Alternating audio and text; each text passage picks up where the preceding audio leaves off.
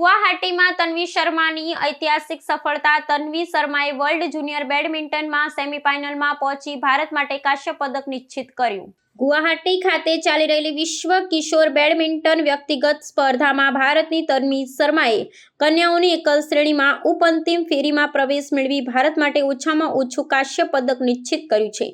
Quarter ફેરીમાં તન્વીએ જાપાનની સાકી મત્સુમોતોને 13-15, 15-9, 15-10 થી પરાજિત કરી ઐતિહાસિક સફળતા નોંધાવી હતી।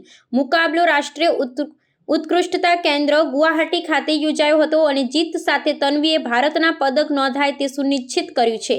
માત્ર 16 વર્ષની તન્વી શર્માએ ટોચની વરિયાળ ખેલાડી તરીકે ઉતરી હતી અને આ વર્ષે એશિયા કિશોર સ્પર્ધામાં કાંસ્ય તથા અમેરિકન ઓપનમાં ઉપવિજેતા રહી ચૂકી છે। ઉપઅંતિમમાં હવે તન્વી ચીનની લિયુ સીયા સામે ટકરાશે। આ સિદ્ધિ સાથે તન્વી વિશ્વ કિશોર વ્યક્તિગત સ્પર્ધાના ઇતિહાસમાં પદક નિશ્ચિત કરનાર ત્રીજી ભારતીય મહિલા બની છે।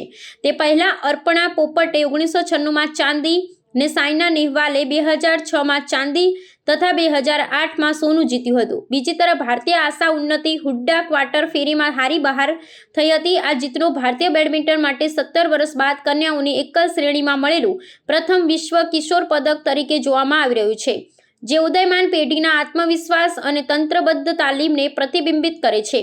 કોચિંગ ગોઠવણી ને ઘરઆંગણે યોજાયેલી સ્પર્ધાનો લાભ લઈ યુવા દળે સિઝનમાં સતત પ્રગતિ દર્શાવી છે। હવે તન્વી અંતિમ ફેરીમાં પહોંચવા માટે નિર્ણયાત્મક મુકાબલો રમશે।